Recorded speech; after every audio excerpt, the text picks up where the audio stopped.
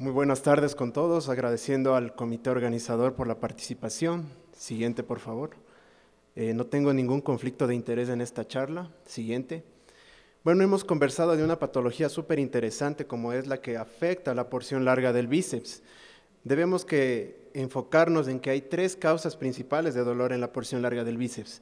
Las primeras son las de tipo degenerativo, tendinitis, tendinosis, en las que hay señales de desgaste. Siguiente, por favor. Las que ya acaba de conversar el doctor Castaña, que obviamente son las insercionales, que es las que tenemos que también considerar, como la lesión de SLAP y de las microinestabilidades.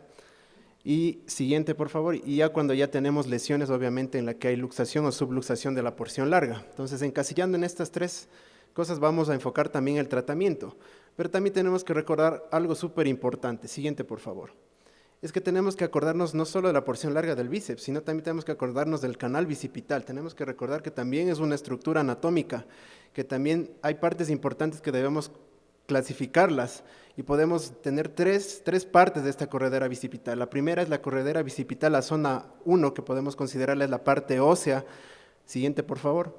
Esta es la parte que el 78% la podemos observar y visualizar por vía artroscópica. La podemos examinar, podemos ver toda la patología.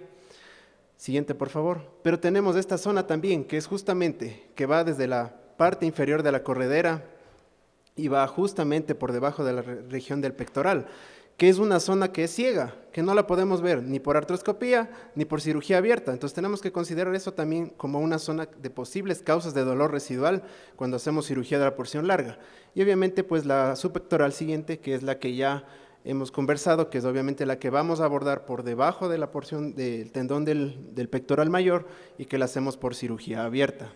Siguiente. Entonces, ¿dónde tiene cabida la técnica de la tenodesis suprapectoral artroscópica? Básicamente yo les voy a mostrar dos escenarios de pacientes donde podemos utilizar la técnica. En primer lugar vamos a tener el paciente que es de un paciente añoso, un paciente que tiene una lesión degenerativa, una lesión masiva del manguito rotador. Siguiente, por favor, en la que nosotros utilizamos la técnica de la tenodesis 360 loop, que es la descrita por el doctor Lafosse, en la que nosotros tenemos un menor tiempo quirúrgico y lo que hacemos es utilizar, al hacer la tenodesis de la parte del bíceps, unirla a la porción anterior que nos queda del supraespinoso y hacemos una reparación del cable anterior. Siguiente, por favor. Entonces, lo importante es, en este caso, identificamos una paciente que tiene una ruptura masiva. Lo que hacemos es colocar el anclaje muy cerca de la zona de la corredera bicipital. Siguiente, por favor.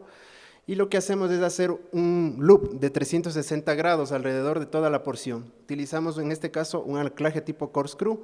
Con una de las suturas hacemos el lazo y la otra nos sirve de poste. Siguiente, por favor. Regrésale, por favor, disculpa. Ya, en la diapositiva vemos que una vez que hacemos el lazo, nosotros pasamos las suturas a través de la porción restante que nos queda del supraespinoso. Entonces, cuando nosotros hacemos el anudado de este tipo de suturas, utilizando el poste, hacemos que la porción larga del bíceps se pega hacia la porción ósea y se venga con la porción que nos queda del supraespinoso. La ventaja de hacer esta técnica es que combinamos biomecánicamente dos funciones. Al hacer el loop, estamos contrarrestando las fuerzas que van a hacer que la porción larga del bíceps se movilice, que en este caso es la de la flexión del músculo, y obviamente al utilizarla contra la porción del supraespinoso, biomecánicamente estamos haciendo lo contrario, porque el supraespinoso va a hacer una fuerza contraria, entonces nos va a dar una fortaleza importante de esta sutura. Siguiente, por favor. El otro escenario, en cambio, es un paciente que tenemos, un paciente deportista, que es un paciente que tiene una más alta demanda funcional, que también está generalmente asociado a las lesiones de SLAP, que ya habíamos conversado en las charlas anteriores. Siguiente, por favor. Por ejemplo, en este caso, este es el que hicimos, es una tenodesis suprapectoral artroscópica, pero con fijación con tornillo. En este caso es una paciente femenina, es una paciente que realiza pole dance. Ahora está de moda este deporte, ya como deporte. Entonces es una paciente que estuvo ya 4 meses de rehabilitación sin alivio del dolor, en la que ustedes pueden observar que ya hay una lesión importante de la inserción de la porción larga del bíceps. Entonces, de igual manera, nosotros en este caso procedemos a hacer una fijación, pasamos una sutura a través del bíceps para hacer un loop. Siguiente, por favor. Una vez que hacemos la fijación del loop, hacemos una tenotomía de la porción larga y hacemos una estabilización de la porción residual que nos queda de la región del labrum para que ésta quede estable, porque es una lesión que estaba completamente suelta. Siguiente, por favor. Utilizamos 2 anclajes para fijarla. Después pasamos al espacio subacromial y por visión del portal lateral hacemos la liberación completa. Siguiente, por favor. Identificamos, como ustedes pueden ver aquí, toda la parte de la corredera. Estamos justamente en la zona 1. Es muy fácil identificar desde la visión lateral el tendón del pectoral mayor, que es nuestro punto de referencia, y más o menos a 1.5 centímetros. Nosotros hacemos la disección de esta parte con la radiofrecuencia. Es importante este paso porque tenemos que considerar que es una zona que puede tener muchas terminaciones nerviosas que son causa de dolor también, entonces hay que hacer una liberación importante.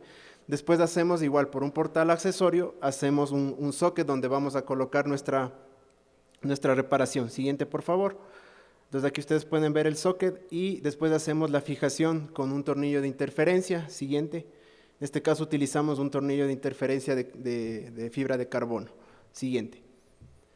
Entonces, como habíamos ya visto en las charlas anteriores, existe un debate si es que realmente existe una superioridad entre las técnicas de la fijación entre la tenodesis suprapectoral o la subpectoral. Entonces, revisando la bibliografía que está disponible, tenemos este metaanálisis que se publicó en el 2020, en donde se realizó un estudio de más o menos casi 400 pacientes, en donde se consideró algunos puntos para determinar si es que hubo una superioridad o inferioridad de una de las técnicas. La primera es esta: cómo fue los resultados funcionales tanto en el ACES y en el CONSTANT. Y como ustedes pueden ver, prácticamente no hay una significancia ni relevancia clínica, porque para que haya una diferencia debería al menos haber más de 11 puntos de diferencia entre una de las técnicas en el test del ACES, y en este caso era de menos 2, entonces no hay significancia en estos test funcionales. Siguiente, por favor. Igual en la escala de EVA, porque justamente una de las preocupaciones es el dolor residual que podemos tener en los pacientes al hacer la tenodesis. De igual manera, no hay una significancia entre las dos técnicas con respecto al dolor residual. Algunos artículos publican que generalmente hay una disminución del EVA en los pacientes que se hacen subpectoral a los 3 meses, pero posterior a ese tiempo prácticamente las dos técnicas se igualan y no hay diferencia a mayor tiempo de seguimiento. Siguiente, por favor. Y una de las cosas que nos preocupa siempre es la deformidad de los pacientes en estas técnicas, y obviamente en ninguna de las dos técnicas, haciendo la fijación adecuada, presentaron casos de reportes de esta deformidad de Popeye.